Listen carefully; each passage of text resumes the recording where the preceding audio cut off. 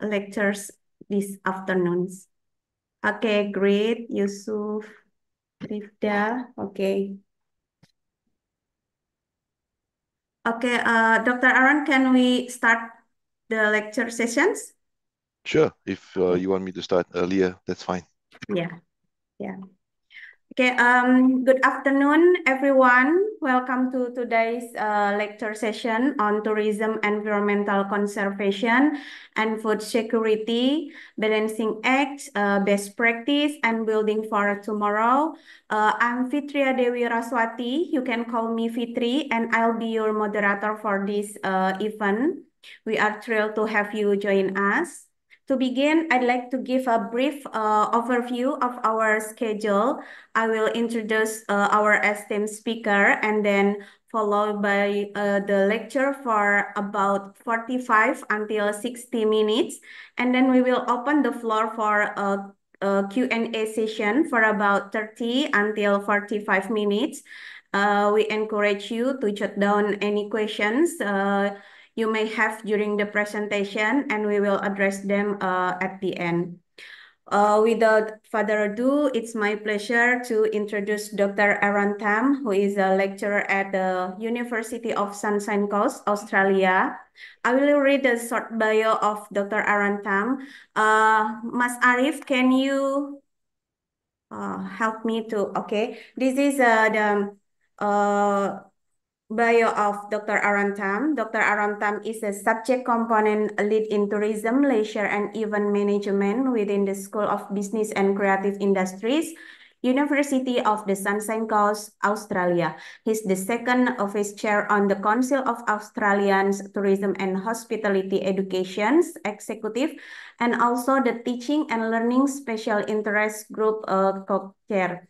Aaron's primary interests are in the areas of emerging technologies and even legacies, where he served as one of the International Congress and Convention Association's ambassadors. Aaron is a senior fellow of the Higher Education Academy and is the president and conference chairs of the Travel and Tourism Research Association Asia Pacific chapter.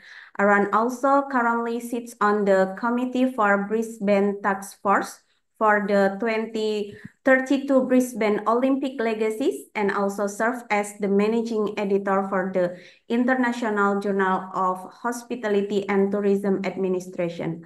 From 2024, Aaron becomes the inaugural Emirate Publishing Australasia Ambassador. He is also the co-director of the Southeast Asia Research Academy and is co-organizer of the International Conference on Responsible Tourism and Hospitality for 2024. Okay, please join me in welcoming Dr. Aaron Tam. I'm glad to be here and ready to listen to your lectures. Dr. Aaron, you have approximately 45 until 60 minutes for your presentations. And I will give you 5 minutes warning probably before the end. Yeah, I hope the participant will be enthusiastic listening to Dr. Tam's or Dr. Aaron's lectures this afternoons. And don't forget to fill the attendance list for all of the participants. So Dr. Aaron, time is yours. Thank you so much, Fitria, and I will share my screen. Okay. Just give me a minute. Can you see my screen? Yes, it's clear. I'll make it big It's screen. yeah, you can slide so. Yep, there we go. Yes. Okay. So, selamat pagi. My name is Aaron, and welcome to this session. I understand it's your summer school. I hope you can hear me well. I will share my slides at the end of this presentation, some reflection, some learning, and also hearing from questions that you might have regarding the topic on tourism conservation and food security, of which I've been doing some work myself in this space. looking at also indigenous and ethnic communities and their food cultures and some of the challenges that they go through in terms of food security and food sovereignty as well. I hope you can see my screen. I'm just going to dim my side panel so that you can see the words there as well. Put my email there. If any of you want to be in touch, feel free to do so. So just talking us through a few key concepts, what's obviously a very delicate balancing act because each domain or each stream of topic that you are investigating sometimes needs to be balanced in what is almost a three-way seesaw battle between resources, funding, and this thing called climate change. And there's a lot of external factors at play as well. We'll have a look at some best practices. I do have a video embedded that you might be able to see from the learning. I put in there also a bit of a future because for me, this Nusantara project is fascinating, and I think it's on the hearts and minds of many people of what this means in terms of tourism, in terms of food security, in terms of conservation, and looking at it through the lens of scenario planning, which might be a new tool or a reflective tool for many of you in your work and in your research, and obviously then opening up time for question and answers.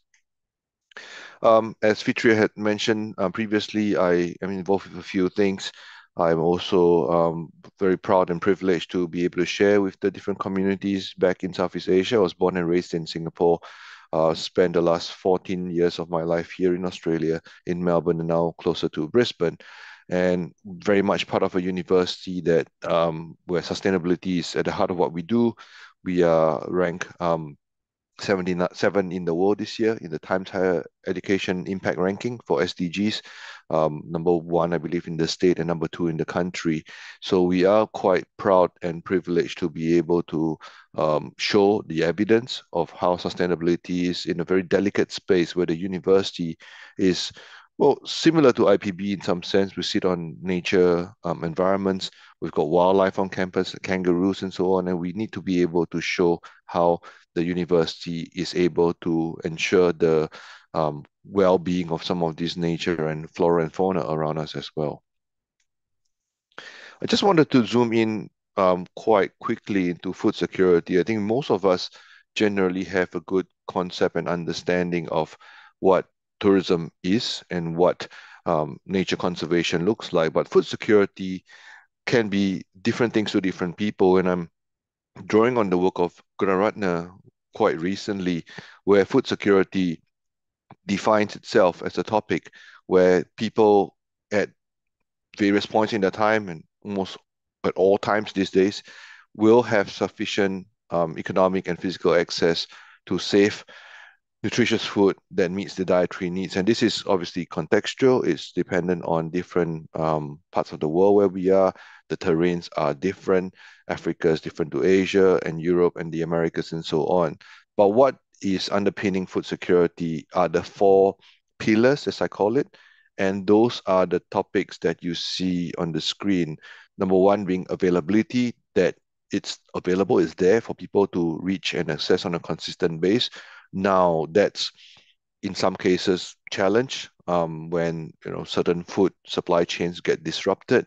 We've seen what happened in the Russia-Ukraine war, and suddenly the world gets a bit concerned about the supply of things like yeast that go into the making of wheat and other bread, noodles, rice substances for consumption. We also, on the top right hand there, look at this thing called access. And access is where people are able to reach these markets locally, internationally, through the ability to afford food as well. Now, again, with cost of living pressures, that's another question. Is there a substitutability effect here where people go with convenience foods rather than foods that they could prepare at home that maybe cost a bit more and takes a lot more time? So there's a few questions there around access. There's also at the bottom right-hand corner this thing called utilization, where people have the right knowledge and skill sets to be able to prepare food in a safe, nutritious, hygienic manner as well. And that often gets evolved or eroded with time because of traditional or modern media that's changing the way we think about food and how food should be consumed and perhaps influencing the younger generations and minds as well. And lastly, also the notion of stability.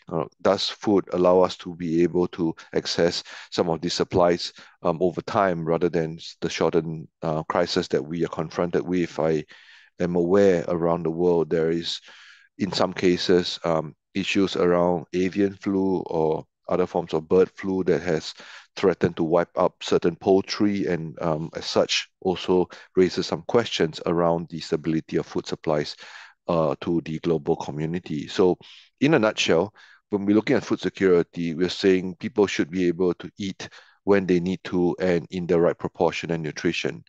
We know that there is a global hunger challenge because of costs and wars and famines and climate change that's taking place. And so food security continues to be a problem or an issue, especially when we think about more and more people being part of the world.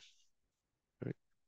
So there's some areas here that you can actually think about in terms of the implications as populations get bigger, and yet some of these countries that are getting bigger in terms of populations don't always have the necessary means and space to be able to develop their own food sources. And there's some emerging trends which I will share in a couple of slides.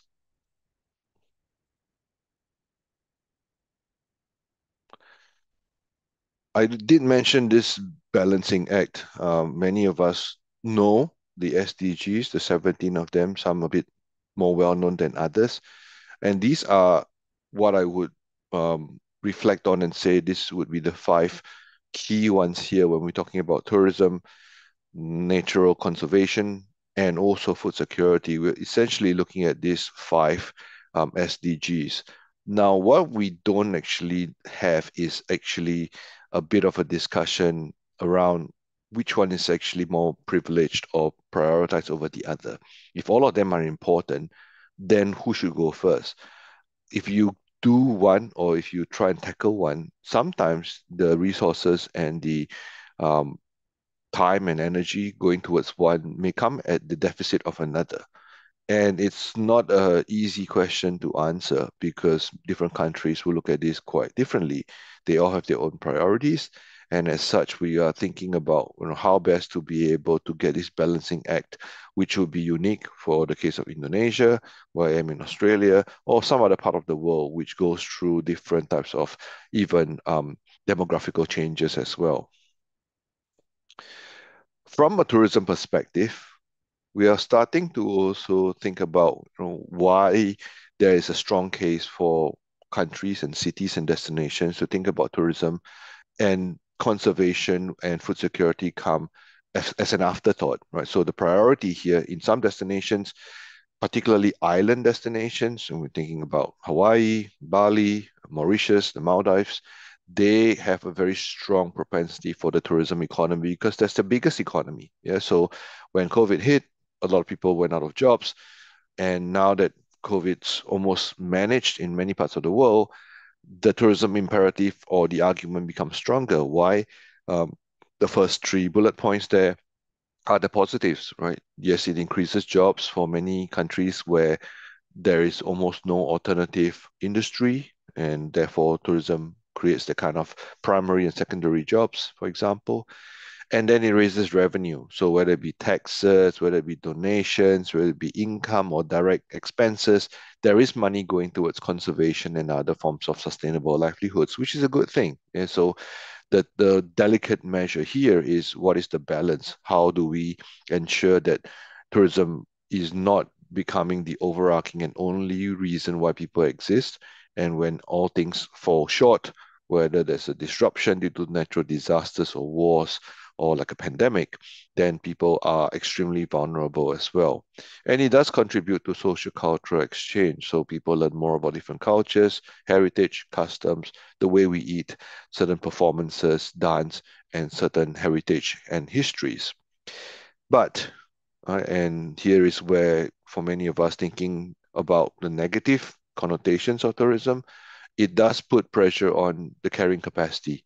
What that means is if you got a lot of tourists in some parts of a destination that can't really cope, then the local hosts and guests don't always see eye to eye. There's longer queues, there's pollution, traffic jams, crimes.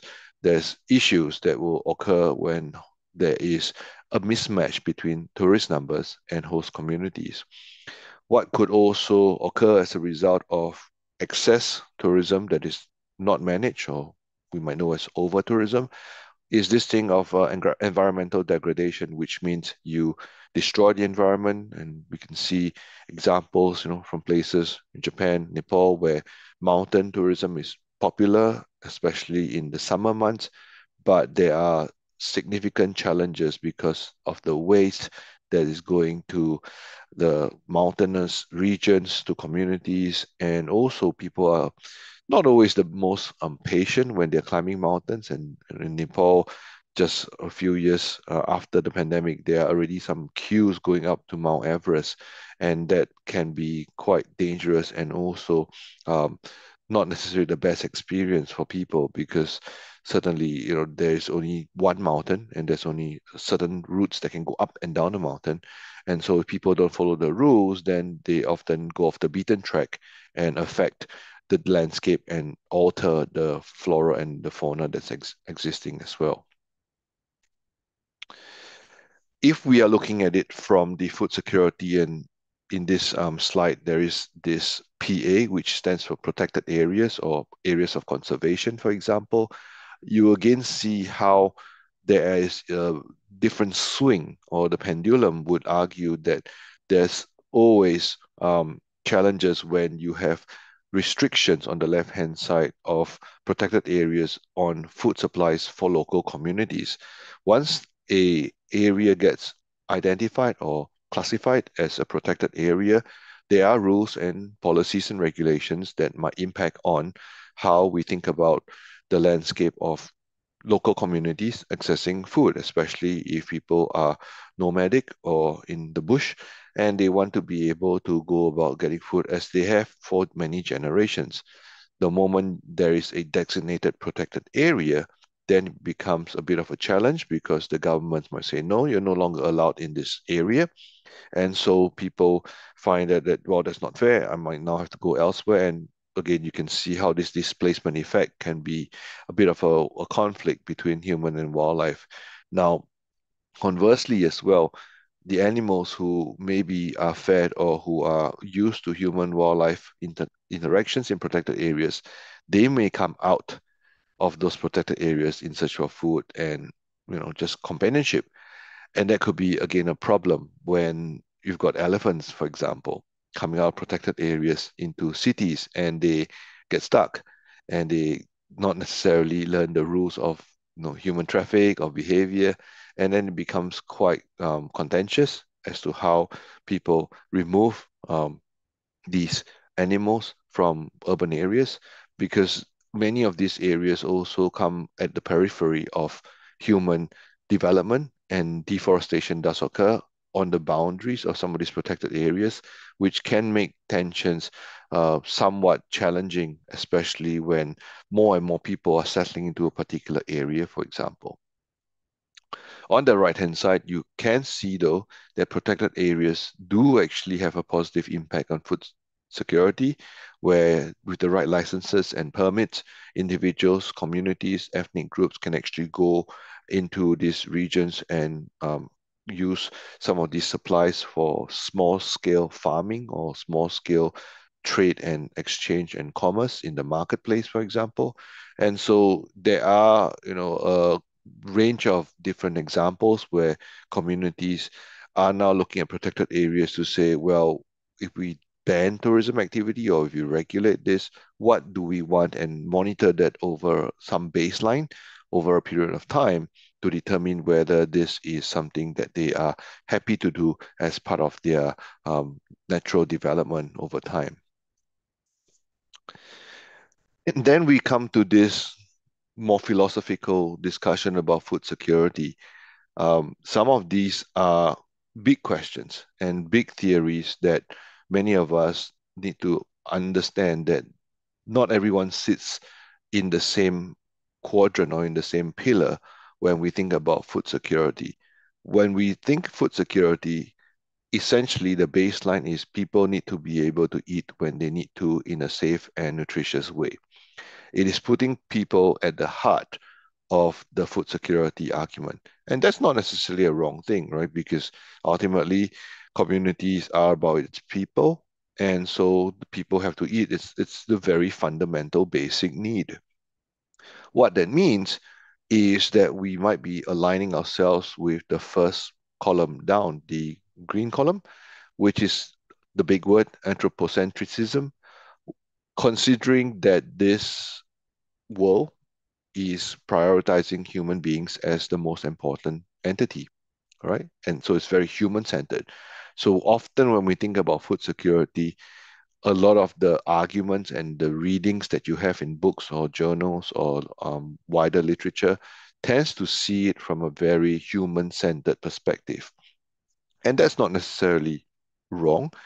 It just also makes us think, right? Well, what is enough? What is secure? Because your understanding of food security and my interpretation of food security and someone else's could be entirely different. For me, you know, a quarter of my plate with rice, half of it with vegetables and fruit, and a quarter with meat, it's sufficient. That's good enough for me. But for many of you, you just heard what I said and you're like, that's not even enough for my breakfast or morning tea. So again, it's quite a different argument. And so different countries can take different perspectives and angles for this. The second one that we think about from this interplay between tourism, conservation, and food security is this thing of biocentrism, which is the blue column down.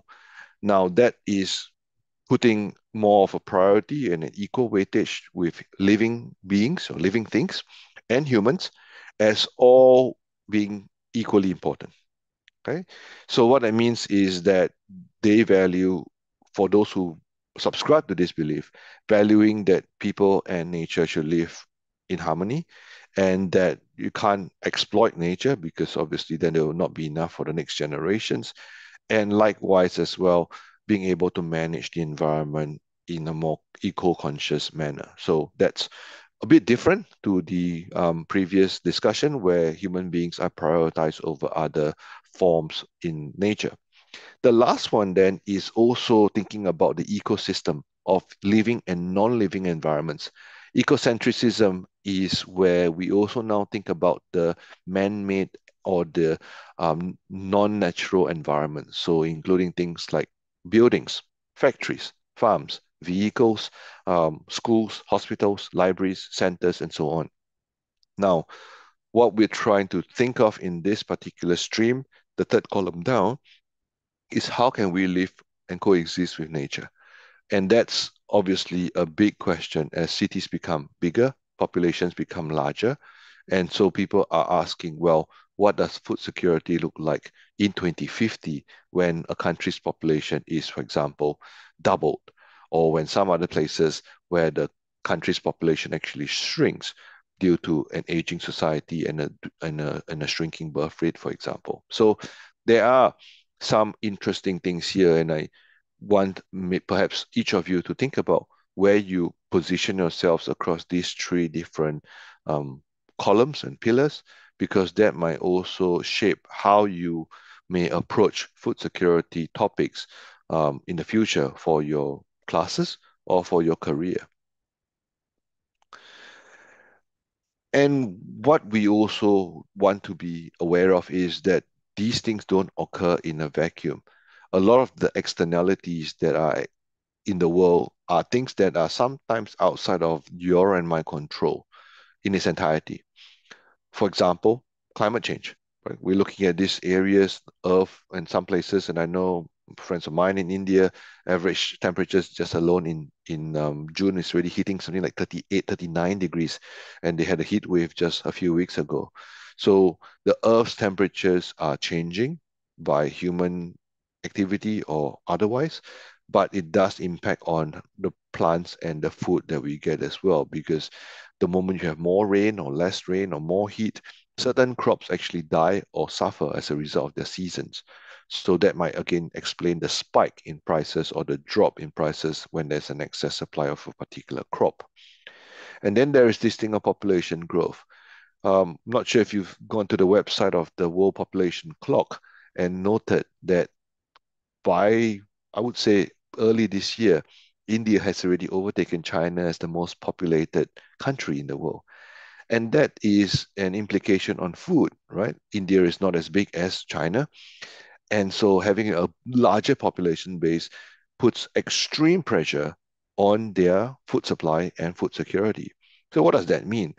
If they have not enough to supply to their own people, then they are already taking steps to limit the sale of certain types of rice crops internationally, which they've done. There can also be implications now where they need to import food items to support their population base. And that might also then raise the question, well, what are they importing and where are they importing these food items from? Because there is always a cause and effect on some of these decisions. If they import from certain countries, then are those nations and destinations more sustainable or perhaps more vulnerable to these current changes in the dynamics of the food cycles? There's also very little in terms of sustainable development outcomes. We know the SDGs, but there is no, I would say, law that takes countries on the SDG measurement scale. And there's not a single country that can comfortably put their hands up and say we've achieved all 17 SDGs and we've got them at 90%.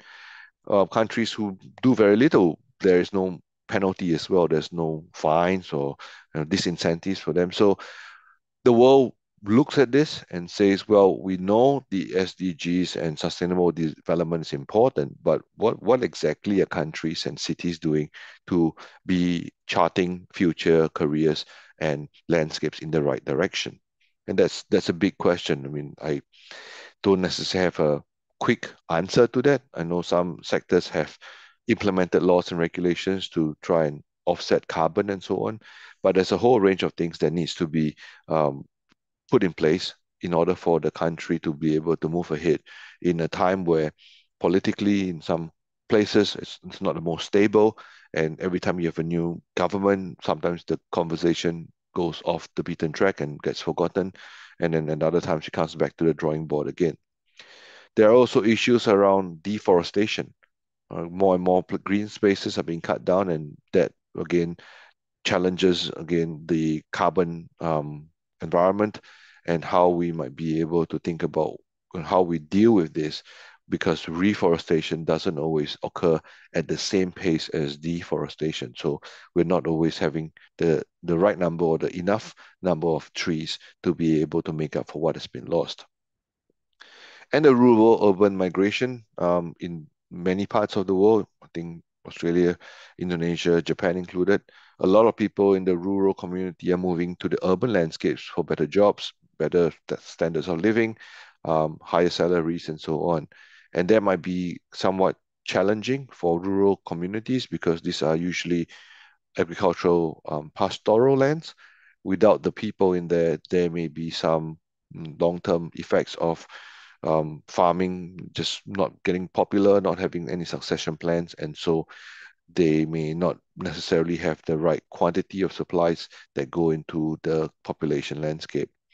We also have an aging society. Many of our Asian countries have now got a large population above 50, and the reproduction rate is smaller than one. Places like Taiwan, Japan, Korea, probably Singapore is very close to that mark as well. There is not enough young people to come on board to support this very aging society where people are living into their 80s and 90s. So that again puts pressure around, what does the food supply look like? How do we actually plan for a very inverted pyramid in terms of population growth? Then there is inequitable resource allocation, and you can see where I'm coming to. More populations in some countries, but not always the same growth in terms of agriculture or food supplies. Now, that again puts pressure on other countries to be able to support the growth in perhaps areas outside their continent. So we now are in a situation where there's a lot of trade and investment and exchange and free trade that's being signed by countries who are hoping to get access to tap into the food supplies globally and perhaps kind of destigmatize or reduce their reliance on one or two key markets and have more supplies from a range of countries so that they can de-risk themselves against some of these ebbs and flows of crop prices. Well, I think many of you are aware of the geopolitics. The war in Russia and Ukraine is still occurring. There's issues and tensions in the Middle East. There's things going on that we don't really know how they'll end or when they will end, and that does raise certain key challenges around things like crude oil, petrol, around things like our yeast and many other supplies. Ukraine was at the center of some of these food belts around the world. And when things got a bit tricky with the battle and the wars, many countries scrambled to ensure they have a consistent supply of what else they could get their hands on when they were looking at this political landscape shifting very, very quickly. There are also a lot of wealth poverty divides globally. The rich and the poor and the middle class, as we call it, are certainly put under pressure. And having visited a number of Southeast Asian countries in the last 12 months and the coming few months, I am well aware that there are certain tensions that's happening and it's impacting on what people can afford and what decisions they make related to food. Some families have to go with certain key sacrifices, no longer taking holidays, eating out only once, maybe every 6 months or something, because they realize that the cost of living is not something easy to navigate in a time like this. And last but not least, there are also a lot of pandemics issues that are confronting the world from COVID-19. And since then, you've got things like the bird flu, you've got in some countries smallpox. There's a whole range of things, and who knows? I mean, in our lifetime, that there may be other similar global pandemics that may be occurring, and that again can also be a pandemic to the crops. So, in Australia, for example, we've had issues of crop disease to bananas, and that's wiped out almost an entire supply of what's happened as well. Not forgetting natural disasters that do occur in different parts of the world, and that can be quite damaging as well to different countries, especially where agriculture is a key part of their landscape. This is a short video on a best practice on how certain countries and destinations improve wildlife conservation and food security with local communities.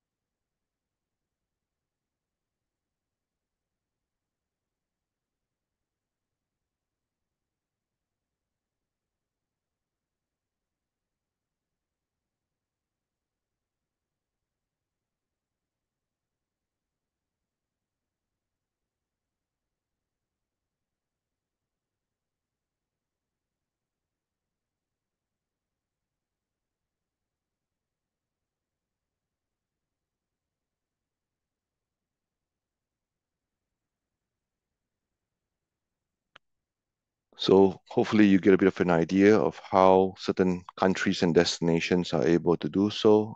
I'll send you the slides again so you can watch the video at your own convenience. What we've also noted in a different landscape with some of my colleagues who've been working on tourism, which is on bee and honey tourism in the South Pacific in countries like Fiji. It's a fascinating project. What they've been able to see is also how the honeybee is such an important part of the ecosystem in the South Pacific.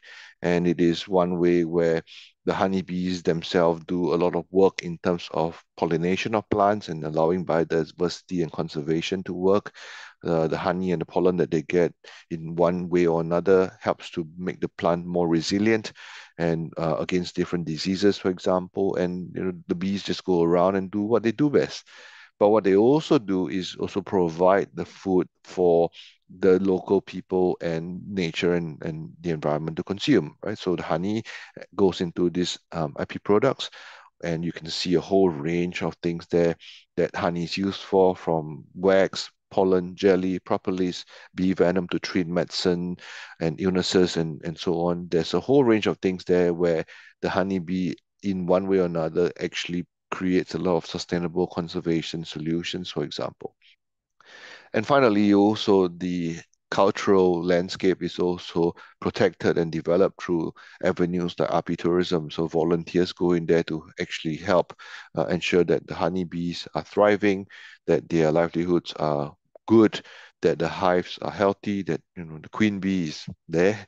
And that also raises a lot of avenues for science and educational research to take place. So, we these days, see the bee as small and sometimes a bit of a pest, but in the wider natural environment, the honeybee is probably one of the most important creatures globally because they actually start this chain of products and natural environments that get protected and become more resilient through their daily activities. So again, you can see how honeybee becomes, ticks the boxes for tourism, ticks the boxes for conservation, and also enabling the food security for local communities as well.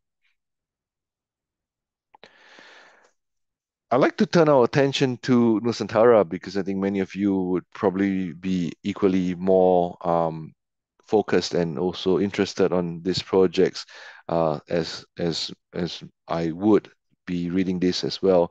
I came across this at a few different forums. I was reading up on this online as well. I can see it's a massive project, right? Because on the left-hand screen, we're moving a capital city. Now, whether Jakarta is shrinking or not, I don't know. But it's a massive project because the current state of East Kalimantan is probably about 3.5 million, and we're moving another 11 million across. So for me, it raises a lot of questions. How does this project work? When I was researching on another case study in Myanmar, when they moved their capital in Yangon to Japijao, it wasn't as complex. It was further down the road. They were already things in place, and so they were able to do that move. It's similar to Kuala Lumpur moving to Putrajaya. Yeah, so again, you move down the road, there were things in place, and it's still connected to some of the main hubs. But this is an entirely different type of project. I see this as a bit of an opportunity and a challenge. On the right-hand side, you can see how the project is intended to have different regions, protected areas, communities, tourism and ecotourism landscapes are being developed. But what this is trying to do is to create a new heart for obviously the capital city, right in the middle of the country. It sits on a very different landscape. It's connected also when you look at the East Kalimantan landscape to places like Sarawak, Brunei, and Sabah. And that has strategically been a benefit in terms of some of the resource intensive type of industries, because now there may be ways that you could form new alliances, new strategic imperatives to be able to move some of these discussions forward. When we're starting to think about the landscape on the Nusantara discussion, we're also starting to ask ourselves, right, that there are a lot of things where ecotourism is being promoted, how they conserve the natural environment for tourism outcomes. There are also a lot of residents who are moving there to help with addressing the food security issues. Now, these residents, I suppose, would be those who are trained and skilled in the area of agricultural industries, and so they are able to formulate some of these developments into the Nusantara capital itself. So again, some interesting move to encourage people to come across to be able to support the food security and food requirements of this new capital city. And again, on the right-hand side on the screen, you are able to then think about how the different zones are able to shape how we might be able to think of Nusantara and its livelihoods moving into the future. Just going to see. I'll come back to the question. It's an interesting question in the chat. But what we are also probably a bit more cautious is the natural environment, how we tread carefully. The current landscape in Nusantara, in East Kalimantan, is very delicate. And this particular diagram shows us the kind of unique biodiversity that exists in the region. And as I was counting, there are about 39 or more different types of animals that are endangered, critically endangered, protected all around this region, bringing a population of 11 million into this landscape changes some of the dynamics, right? Because we now have more people, more roads, more infrastructure. And so for some of these animals, the question then is, what is the implication then on conservation? Because the tourists will come for sure, right? If you're staying in Nusantara and you're going away for the weekend, you might be going into some of these regions to observe some of these animals in their natural habitat. Now, do they want it? Do they enjoy it? Do they have different types of reactions to these new human-wildlife interactions? That's an interesting question, and certainly one that more and more people will probably start to think about as the Nusantara project becomes a reality. So again, you can see from the screen, there's lots of biodiversity circles and regions in there. And so potentially this could raise the conservation awareness, develop properly. You could actually have the right funds to channel into these regions, but also being aware of these carrying capacity issues that might be going to these landscapes when in the past they may have been protected areas. So what that leaves us then is, in a case like Nusantara, we can, and many other places, do this thing of a scenario plan. And scenarios are briefly, things that could happen in the future. That's a scenario, right? A scenario plan could be, for example, what happens if something else like a pandemic like COVID-19 hits again? How will we respond? That's another scenario. A scenario would be things like an earthquake that is 10 on the Richter scale strikes somewhere in the world. How do we respond? So that's another scenario. So scenarios are useful for us to think about the future state of what's happening for any given destination. So in this particular slide, I use Moriarty's work here.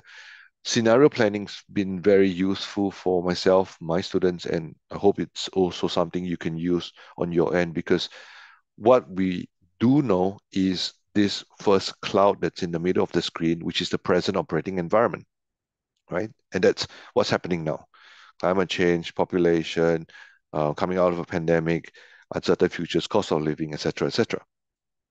But what we do know is that we're aiming to get to that gray cloud, which is the possible future state of affair right at the bottom of the screen. Now, that could be, like in Nusantara's case, the capital moves. It's got a population of 12 million. It's got certain things that is set up as infrastructure, right? And what we then do need to do is those clouds in boxes A, B, C, and D. And those are the kinds of things that we want to be able to construct as a possible future. So one of them could be food security. What does food security look like? And we expand on that in terms of population. We see how the government is really moving some people across to it to support that food security. But Should other big players be there in terms of food production, in terms of local farms, and so on? Cloud B could be things like tourism. And how does tourism actually map itself onto Nusantara when we're talking about very biodiverse and ecologically sensitive regions? Again, some questions in there, certain stakeholders, certain measurement tools, pollution indexes might be in that space as well. C, this area of conservation, right? What should we protect? How much, for when, and how do we measure that? So again, you can actually see how we have ticked off the three different scenarios within that operating environment. D could be, some of the future challenges. How do you build more resilient cities, for example, in Nusantara? You still got, water levels that might rise. You still got natural disasters that might hit. You've got, things that are perhaps more political risks from around the region, and that could be, things like piracy, things like wars, and so on. And that could be a whole range of things that we need to be able to think about to prevent, things from becoming a bit more pear-shaped and catching us unaware. Linked to some of those scenarios are what I call external and internal factors. We talked about climate change. Right? Doing some scenario planning on climate change tells us what does the population look like and how much of that will change in terms of the climate when we think about heating and cooling effects on certain populations. We talked about population changes and the aging society, cost of living, wars and pandemics, they're not necessarily going away anytime soon. Natural disasters, when, how, and how severe they are. Also, the changing tourist markets. How does the market actually respond and react to what is currently the landscape of today? Then we also have the workforce and capability development. Do we have the workforce and the skills for a Nusantara future now? If not, then how do different universities, polytechnics, schools actually train and prepare people for very digital futures? We talked about AI. What does that do when there are a lot of people who are still maybe looking for a job? Do we actually incorporate those things into the workforce training, for example? Women and young people like yourselves, right? As we speak, probably in another 5 years, you've got Generation Alpha entering the workforce, and these are people born in 2010, and that changes the whole dynamics of where they see themselves to work, what is work to them, the kind of digital nomad space, digital workspaces, and so on. And then there's also questions around how we decarbonize, have plastic-free environments. Are we ready for it? Having come back recently from Malaysia, I see straws now being made of rice, and that also changes, the conversations from we had plastic straws, we had metal straws, we had paper straws, and now we have rice straws. Is there different futures for different environments? And then there's also the question of infrastructure and access. Do we have enough roads, communities that are able to access key things, food supplies, hospitals, schools, and other major infrastructural requirements like offices, for example. So there are different scenarios that would be quite an interesting project if some of you are thinking of this using Nusantara, or more recently there was discussion around the 10 new Balis project. I think each of those 10 new Balis, as they call it, would be another interesting scenario to develop as we move into the new future. So I will stop sharing there. I wanted to give a bit of time for question and answers. I think I'm doing great for time, and I will leave the floor back to you to have those question and answers. Back to you, Fitria. Okay, thank you, Dr. Aaron, for that insightful presentations. There are some questions from participants, so I will read directly the questions. Are you ready for the questions, Dr. Aaron? Yes, go ahead. Yeah. Yes. Okay, for the first questions from Asari Wahyu from Indonesia. The question is, COVID-19 is bad experience related to tourism and food security. How scientists mitigate a pandemic possibility that could be triggered from tourism activity? You will respond one by one, or I read all of the questions, Um, Doctor? I might I might do it one by one. I think they are Okay. different. So Okay. this one's an important one, and thank you for your question, Ari.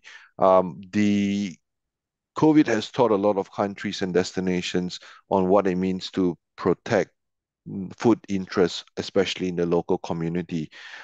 Increasingly now, more and more are talking about this whole community living and what I call a backyard garden, where the different communities can thrive and have at least some supply to food where they are in their local villages without going too far. And that's changing the way we think about how we live, how we support one another through the community. In the past, food travels a long way, which sometimes adds to cost and carbon footprints. Now, what I'm seeing is more and more destinations thinking about ways that they can in grow food supplies from farming, um, agriculture, year-round plantations, different crops for different seasons, so they have more than one or two harvests a year. There are also now different alterations into diets. I was in Bangkok and I was looking at new projects and innovations, things like lab-based meats. So they're doing chicken and beef and so on. And they were grown from this kind of microorganisms. So not even from the animal themselves. They were in the labs and they were being developed and produced at scale. It's as nutritious, tastes just like chicken and beef. And it was one that I didn't realize that they could scale it to a large population. So now that's the next phase of being able to convince governments to put money behind lab-based meat development or curated meat or cultivated meats and being able to support the populations as they grow. So I hope that actually answers your question. Okay, thank you, Dr. Aaron. How about the answer, Ari? Is it enough? Or you have any questions about explanation? Okay, I think it's okay. Okay. I will go ahead for the second questions from Mustafa Zamani. Mustafa uh, has two questions. Prof, for the first question, if I want to conduct research on food security, so I use four pillars or is one to two pillars enough to represent the food security variables? And then the second question, how do I choose the right independent variable to include in the research, such Hmm. as the correlation between tourism, environmental conservation, and food security? Please Thank, respond. thank you, Mustafa, for your question. I think that's an important one. I've only presented at the baseline, the four pillars.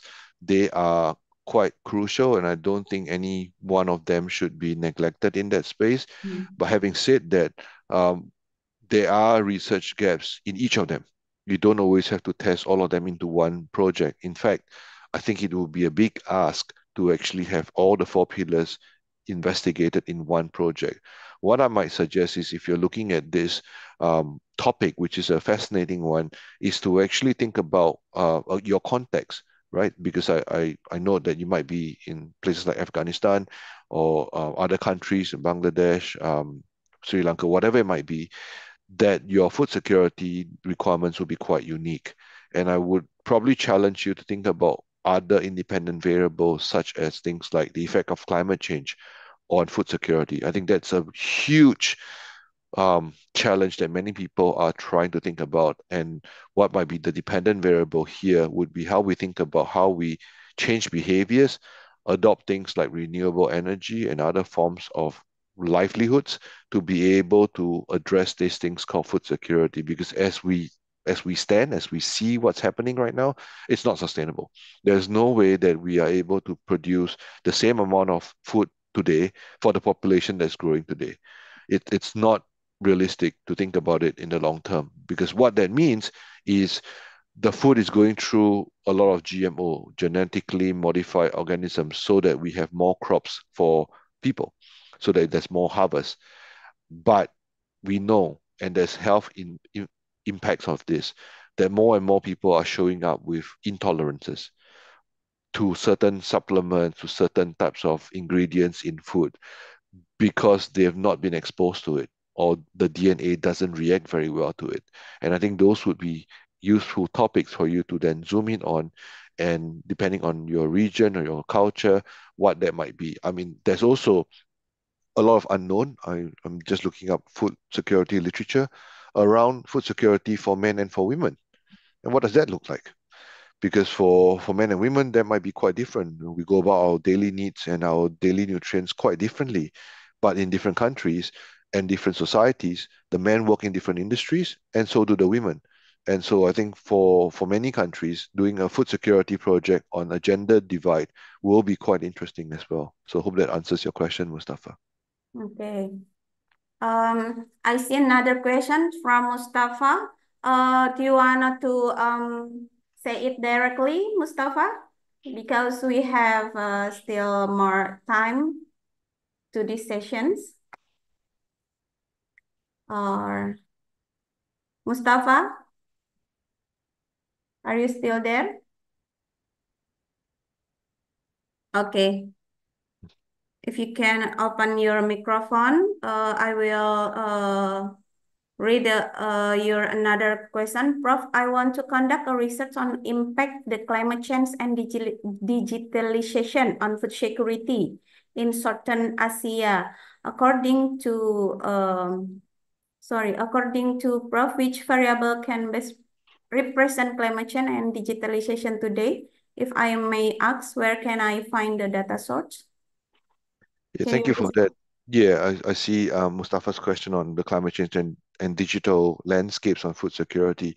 Unfortunately, from what I'm understanding, there isn't really an open data source around the world for climate change as a moderator of the digitalization effect on food security.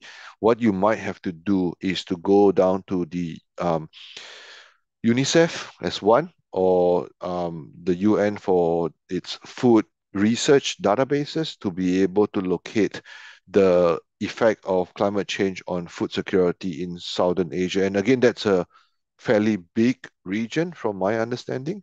And you might want to zoom in on a country level or as a regional level, because that might be a bit more easier to manage. And the countries that we're talking about in Southern Asia are all very big countries by population. So digitalization perhaps is only a bigger emphasis in I suspect the built up areas or the capital cities.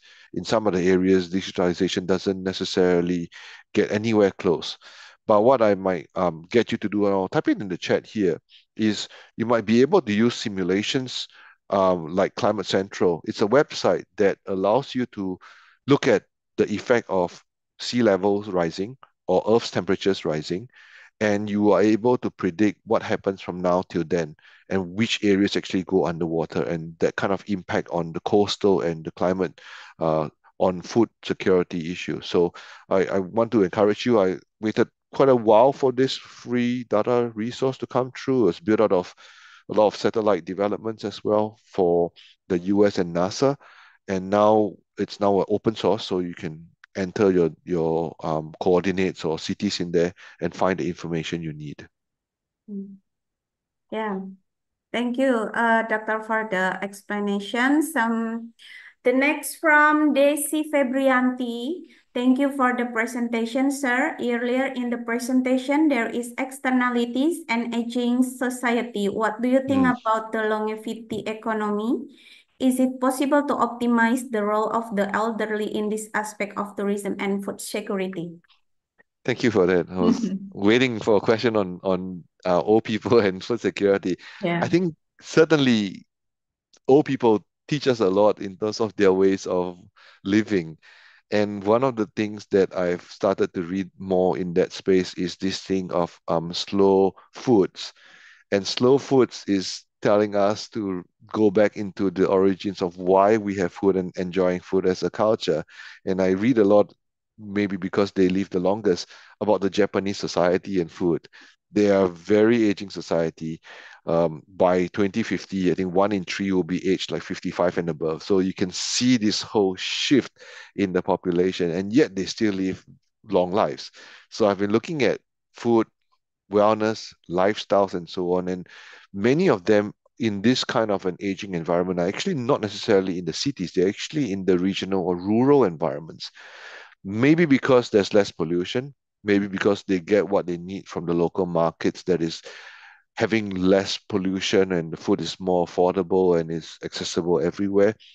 And that might be some secrets to how the elderly actually contribute their knowledge to tourism and food security. I want to say also, elderly doesn't mean physically elderly, but it could be our forefathers and previous generations. There's a lot of recipes that I believe are in existence in different parts of the world, in different languages, left behind by ethnic groups and our elders that actually show us the best way to prepare food.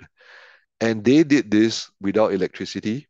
They did this without the comforts of modern kitchen and appliances, and they were still able to sustain and live very long lives. I wonder if how many of us are prepared to go back to those traditional ways of cooking, because I think it actually would tell us some of the best ways to go about in terms of food security.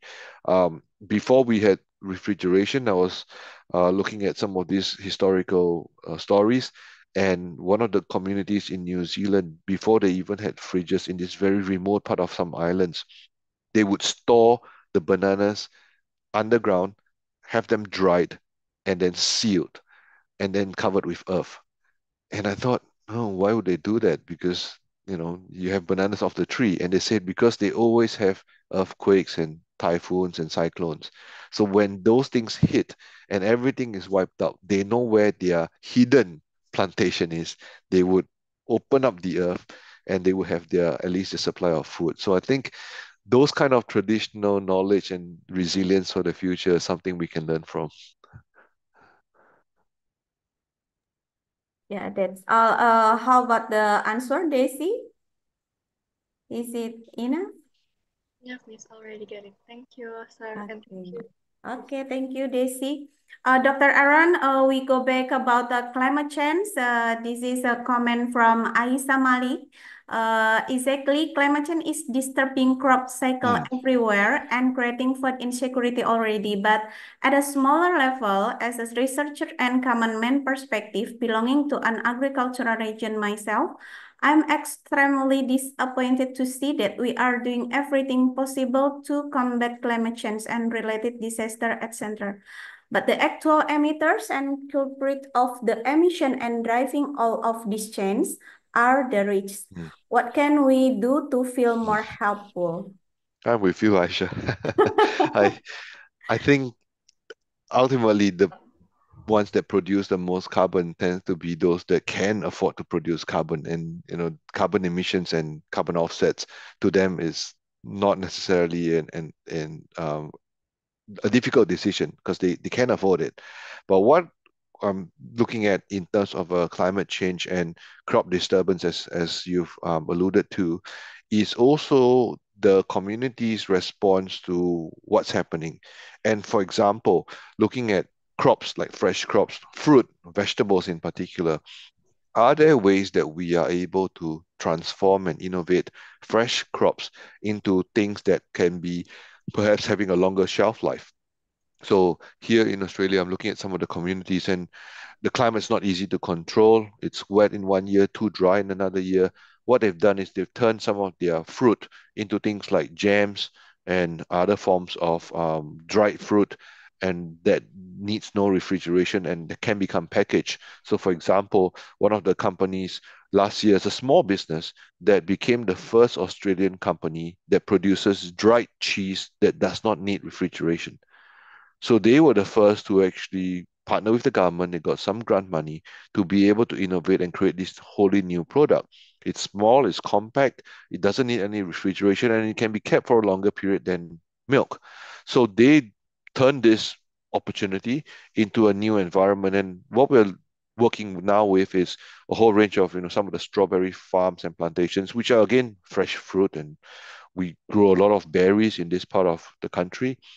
They are also thinking about new markets, right? Can we actually move some of these markets to areas where perhaps they don't normally see strawberries? So now the new markets are like Southeast Asia, and when we look at it, the winter months, which is like now in Australia and New Zealand, This is when the strawberries come and become available, and they now go to places like Southeast Asia. So you might see some strawberries in your local supermarket from Australia and New Zealand, for example.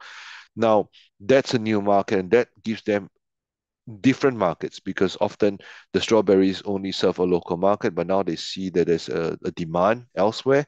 Because I think in most parts of Southeast Asia, the usual strawberries you see are only the Korean ones or the Japanese ones, like in December. So what we're trying to say is to give a bit more of a resilient future, changing the product form to a different format, or taking on board new markets as we go into the kind of growth mindset, for example.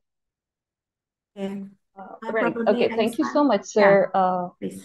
I would like to give a bit more context to my question. Actually, I was just typing in, you just can't tell enough in a typed question, right? Okay, so Dr. Aaron, I belong to an agricultural country. I'm from Pakistan, and my region is specifically agricultural. We have fruit trees, we have mangoes, we have Mm, wheat, we have rice, several important uh, fruits and grains that are like our main diet, right? Okay, and Pakistan is amongst the in the top 10, actually even top 5 or top 7 sometimes, depending on the year, in the recent years, in the countries that are affected by climate risk, by climate change directly. Okay, so our temperatures mm, have been going like beyond normal, hotter than normal. Before, we used to have summers up to 44, 45. So now it's exceeding 50 degrees centigrade in some places. And but the winter was very long. Yeah, it came later. The winter was long. Our mango production was delayed. The fruit did not ripen properly because it never got the right temperatures.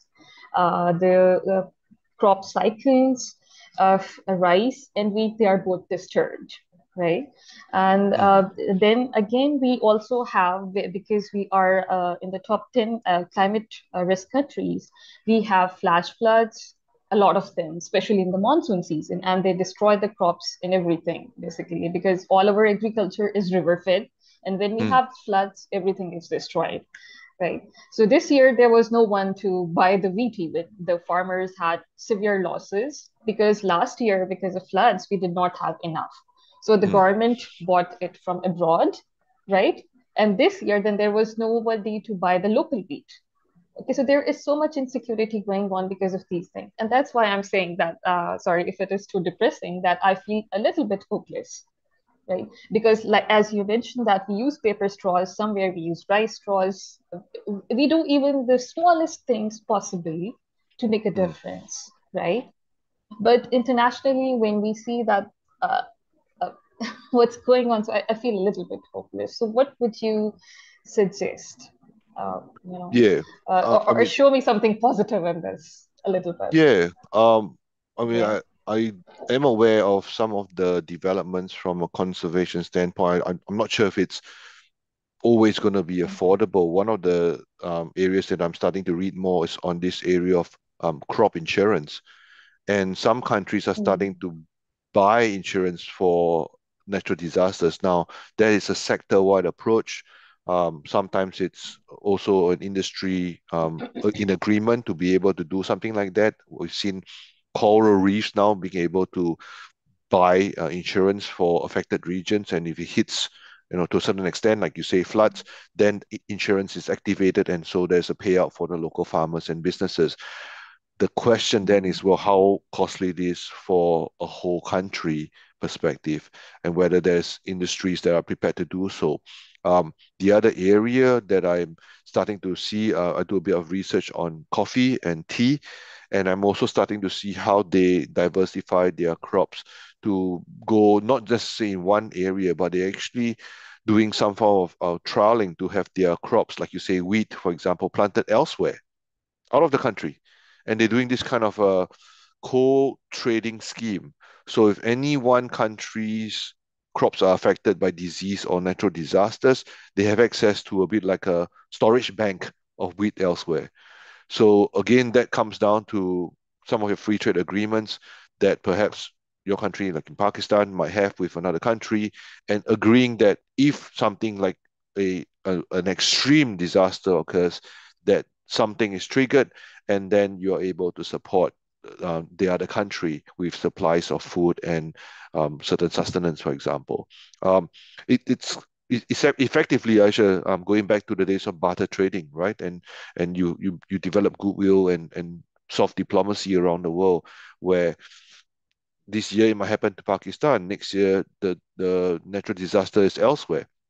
And so at this point where we're starting to see countries impacted by natural disasters and more so than ever before, for me, it's probably a bigger call for countries to work together and have this kind of food bank scheme to be able to help one another. I've seen that work in within the country, like if our supplies get hit, then other states jump in with apples or bananas or carrots or whatever it might be. But if it's a nationwide type of impact, then from your perspective, it might be a bigger call for the government to say, let's just find our allies and hedge our bets elsewhere.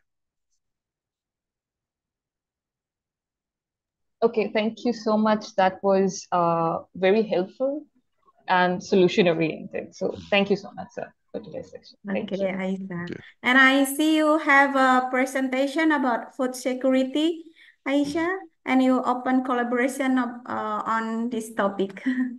Yes, that's great. Yeah, that was just for everybody to know. Yeah, Yeah. thank you. Okay, Dr. Aran, for the next questions from Rifda Utami. Thank you, Mr. Aran. I want to ask about this, especially in Indonesia. What should we do to maintain Mm. food security, which is starting to run out due to uncertain climate conditions such as drought with stock rice harvest? Yeah. Yeah, and I think this is not just limited to Indonesia. Many countries are now starting to ask the questions, where and how should we grow the crops um, under certain very unstable climate conditions. And my question, and perhaps an afterthought, is, well, do we have to eat rice as much as before? It's Yes, it is a part of the diet and culture, but could there be substitutes to this in time where we know that rice production doesn't always um, be as stable as before? And my question is obviously some provocation to think about, are there alternative types of diets that are there as superfoods which are perhaps more resilient to climates? Um, right now, when I go into the supermarkets, I like to also wander into the rice sections and see what are the differences to alternatives to rice. And some of them are coming in stronger. So things like quinoa, things like some of the other barley, maize, and corn, and so on, they're starting to actually find their way into the supermarkets. They are not always more expensive. They are equally nutritious. And now they come not just with the products, there's actually a QR code in the supermarkets where you scan and you get a recipe of how to cook that item. And I thought, if we want to actually minimize this impact on rice and the vulnerability to droughts, then there may be a bigger conversation here. Can the agricultural land take on board other crops that are a bit more resilient to disease and to droughts? And there may be certain benefits of them. I am starting to read a bit more. I don't think they are as water and resource intensive as rice, but of course, rice being very much of our cultural landscape. Many countries eat a lot of rice. That's a bigger question whether you have rice substitutes in that kind of landscape or not. Um, the other question is also, and I don't know this very well, but to what extent does the price of rice actually fluctuate? If rice only pays up to a certain amount for farmers, then no matter how much they produce, they only paid at a certain amount. Some of the other rice substitutes that I'm starting to see are becoming a bit more price appreciating in the sense, or price appreciating in the sense that they may fetch a higher return on investment for some of these farming communities. So it's something that I think would be a wider conversation. I'm not saying that rice harvests are not good. I'm just saying they do have a lot of resource intensive requirements in the communities where we're now seeing that some of that cannot be guaranteed, like water like electricity, sunlight, for example, because of climate change? I think it's related with the next questions from Nur Mahfud, because in Indonesia we are not complete, yeah, we Mm, not yet eat if we not eat rice, so supply of rice cannot meet the demand. The question is why it is so difficult to diversify mhm. food in Indonesia. Then is there a solution that can be to overcome the over demand for rice in Indonesia? Yeah, I mean, culturally, there's certain food items that would stick to our diet, and if we, do a DNA test of it, probably it'll come out with rice and things like coffee or tea. It's in our diet. Culturally, societal values, peer influence, family upbringing, those things shape how we consume food, and there's nothing wrong with it. Not saying that we can't protect it, because that's part of our DNA and our culture, and festivals are all attached to things like food and rice, for example. But what is the question now is that if everyone's eating rice and more rice than ever before, and not enough rice is coming to the table, then that kind of behavioral change is easier to do than it is to change rice production. So my point is that there is a demand and supply side to this. What appears to be the case, as you've pointed out, Noor, is the demand factor, because now if more people order rice, then this over a period of time, we're going to run out of rice very quickly, and then we have to import rice. But if countries like India, for example, are not exporting rice because they also have a population to feed, then we kind of will one day run out of rice. So in that sense, that's where we want to have a bigger conversation around, other forms of, carbohydrates, nutrients that might be able to give us the same level of nutrition, and support for our energy needs on a given basis. And that's where I talked about a whole range of different types of items that brown rice, black rice, red rice. There's a whole range of things now that's available. There's fairly nutritious. I've tried them and they're quite tasty as well. And that's obviously for me to just be a bit more adventurous in my food and diets, and also for each one of us to think, are there other things that we can actually do in terms of this? And I'm also thinking about some of the wider inclusive diets as well. I haven't seen a question here on people who are gluten free or who have very special dietary needs that they can't eat rice or other things. There also are alternatives now that will be able to cater to these kinds of individuals, because those crops perhaps may be a bit more resilient and maybe more palatable. And there's a huge market in this area of organic foods and superfoods right now. I can see that some of these fruit or vegetable or crops will grow. The question now is obviously what scale can they grow to support what is a big population base. And I know I see your note there is being from Indonesia. The population is certainly bigger than usual, and in 2050 that population will certainly grow to, I suspect, 350 million. And that's a huge population. So whether it be just the Nusantara project that I was talking about earlier or otherwise, we've got to be able to think of ways to sustain that kind of a food economy and energy to have those agricultural landscapes developed as well. Okay, thank you, Dr. Aran. Are there still any questions from the participants? If there are not questions from the participant, Dr. Aaron, probably the question from me, the final questions. I think what are the main challenges in balancing tourism development with environmental conservation and food security in your opinion? And how can policymakers support the integration of these three sectors? Yeah, thank you for the question, Fitria. The policy integration is crucial here because it's a delicate balancing act. Each of them, tourism, food security, and conservation, require resource, finance, and people. And there is an opportunity cost. The more you invest into tourism, the less you have in other areas sometimes. And same thing, if you want to protect, conservation, then some other decisions will have to be sacrificed. And a country or a region like Nusantara, as I use as an example, is a good way where the policy comes before the city is built.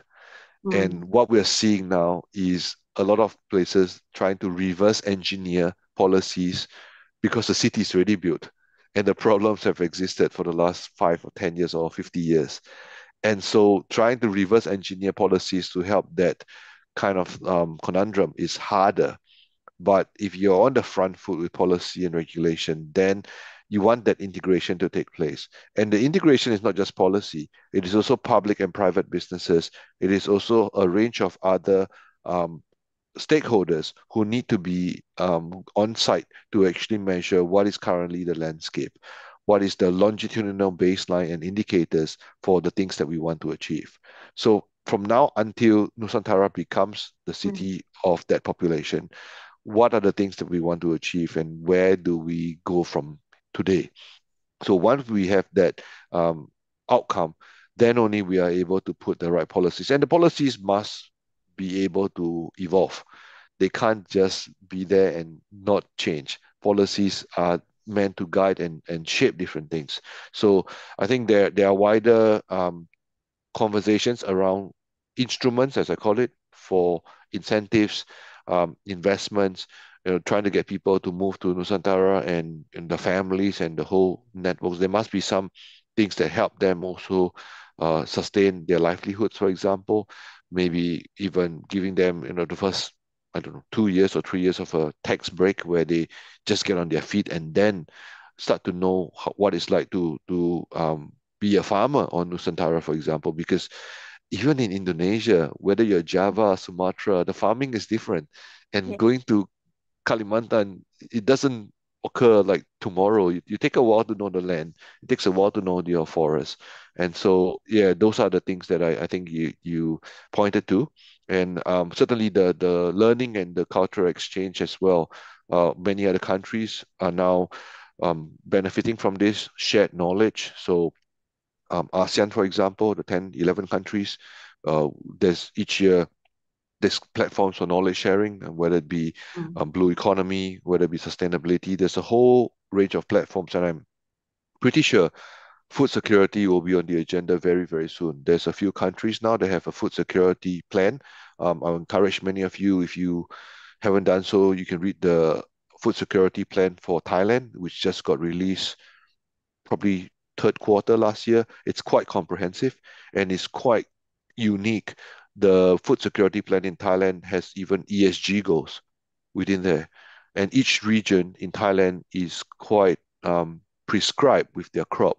So they call it one tapon, one product. And each tapon, which is like a community, is given a product by the government. So it's like a policy. So, for example, Fitra, your community, you grow mangoes. My community grows coffee. And we can't change. The whole community grows one crop. So it's a very interesting policy instrument that some other countries have followed. But what it means is that each community does its best to follow the crop that they are given. They do well. And if there's a disease or something has happened because of a flood, other communities step in. And there's that cross learning. So one of the regions in North Thailand is Doi Chang. They grow coffee and their neighboring regions grow cane sugar, which produces the sugar for their coffee. So they co-bundled their products and services and exported that with the neighboring community. So when you buy coffee, you can also get supply of sugar. So that kind of cross-fertilization of knowledge is an interesting one. And the content out of the food security project in Thailand is also in English. So you can actually read up on it. I can't remember whether the Philippines has got theirs ready yet, but certainly if you search around, there may be other countries where their landscape is closer to your home country, and you might be able to benefit from some of this as well. Yeah, thank you, Dr. Aaron. That's insightful explanations. The last, could we have your PowerPoint, Dr. Aaron? Yes, Yeah. I sure can. Let me You will shut send it my in screen. a chat box or send to I can White. try and send it in the chat box. Just give me a Okay. minute. Can see how big is it, that's all. If it's a small file, it can certainly go into the chat box. I'll try and send it through. It's 13 megabytes, I think because of the video, but it's loading. Oh yeah. It's Yeah. coming. While waiting your file okay. Yeah, I got it. yeah. Okay. Okay, thank you, Dr. Aaron. You're Before welcome. I close these sessions, probably we will take a picture together. Mas Arif, can you help me? Mas Arif, uh, do you stand by in this Zoom? Or okay, I will try to take a picture. Or probably Rifda, can you help me to take a picture for my backup? Yes, I'm Miss, I afraid can I take can save the. the picture. Okay, can you help me, Rifda? Okay. One, Please two, open three. your camera, the participants. Yeah, yes.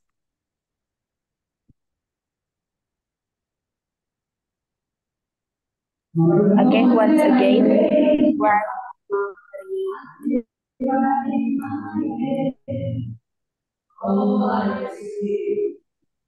All good, Miss.